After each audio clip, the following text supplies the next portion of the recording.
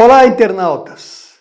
Hoje é uma sexta-feira, dia 23 de agosto de 2019. Estamos aqui para fazer uma avaliação da semana, como ela ocorreu e dos fatos que marcaram bem o dia a dia de nossa cidade, do nosso estado, do Brasil. Olha, aconteceu um episódio na UPA que veio mostrar como as coisas são tratadas por aqueles que têm o poder público na mão, aqueles que têm a obrigação de tratar bem o cidadão. Lá na UPA aconteceu um episódio que de repente marcou as redes sociais. Muitas pessoas estavam usando máscara com medo de um boato que por lá circulou, que havia naquele local alguém com tuberculose e também uma pessoa internada que pouco tempo antes, tinha tido contato com uma pessoa que veio a falecer vítima da gripe H1N1.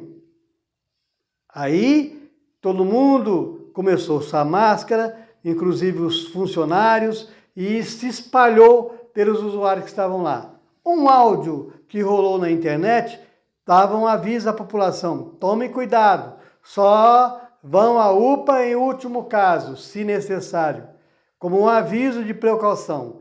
No que isso aconteceu, criou-se o clima de tensão e medo.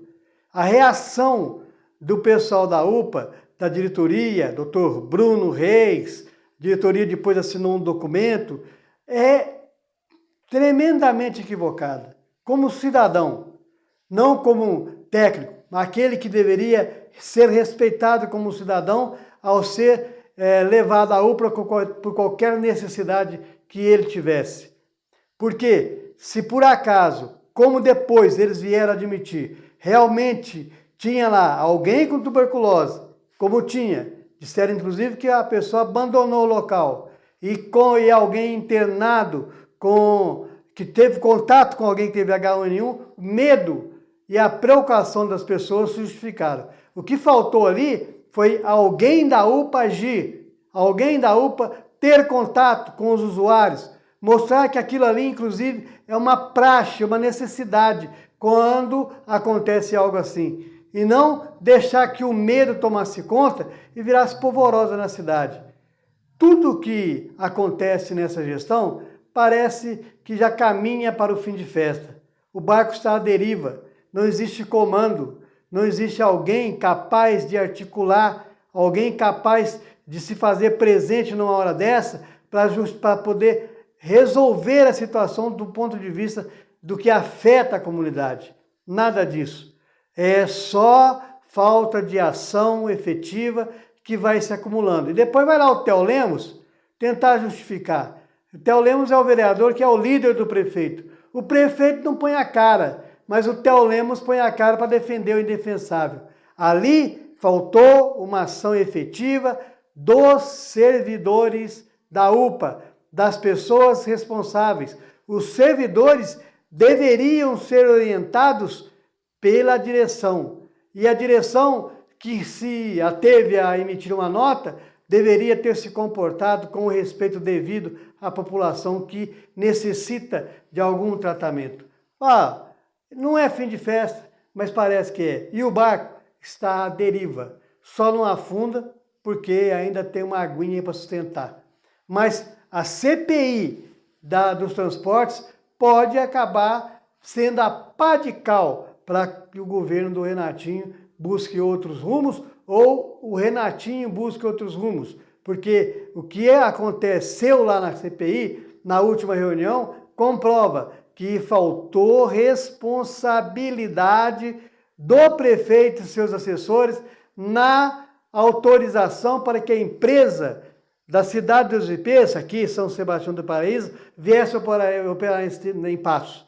Não tem um documento formal, não, a exigência de CNDs feita pela dispensa de licitação aprovada, ou melhor, elaborada depois que a empresa estava atuando em Passos, não pôde ser à frente porque faltava CNDs. É por aí. É por aí que o caos começa a se avizinhar e a cidade sente a falta de alguém que a lidere, alguém que mostre o rumo, aponta soluções, enfrente os problemas e haja com zelo e responsabilidade perante aquilo que é público.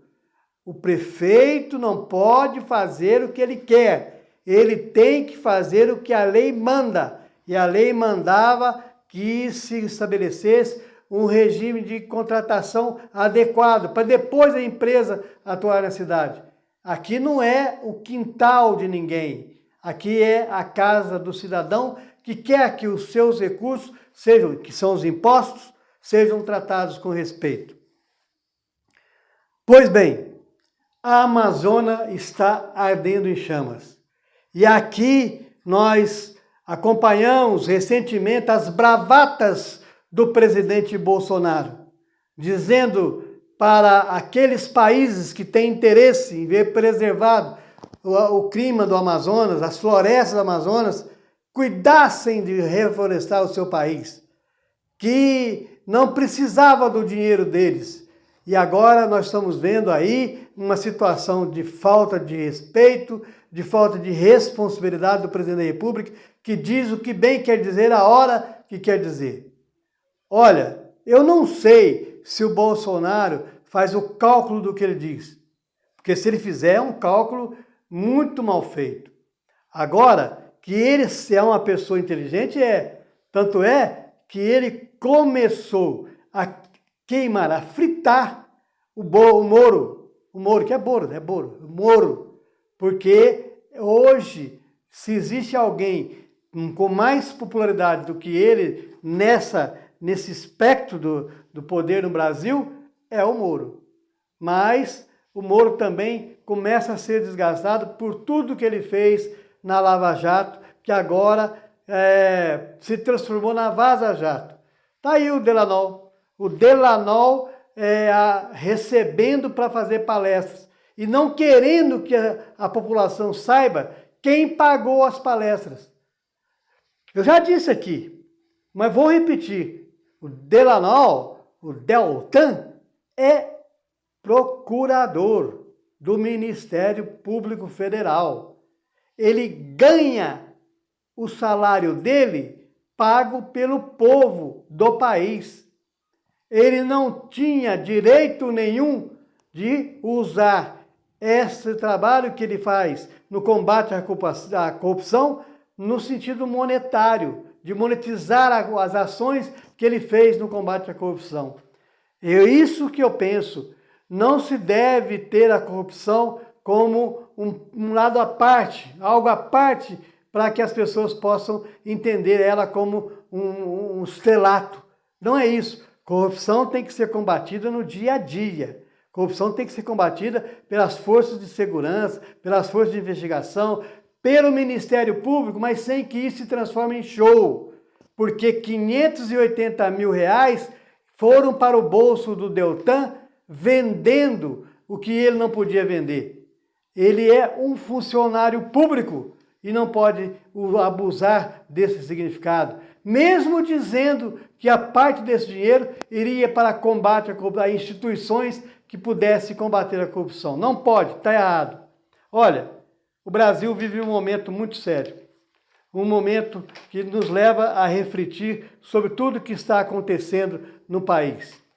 Eu rabisquei o Google e encontrei um poema que todo mundo acha que é do Mayakovsky, um poeta russo que viveu na época da Revolução Socialista que lá aconteceu e que era do lado socialista. E aí, aqui no Brasil, em 1985, um poeta do Rio de Janeiro, o Eduardo Alves, fez um poema visitando o Mayakovsky. Um trecho dele é emblemático e deve nos levar à reflexão do que está acontecendo no nosso país, que eu quero compartilhar com você que teve a paciência de ficar aqui nos vendo e nos ouvindo. Ele nos diz o seguinte: na primeira noite eles se aproximam e roubam uma flor do nosso jardim e não dizemos nada. Na segunda noite já não se escondem, pisam as flores, matam nosso cão e não dizemos nada.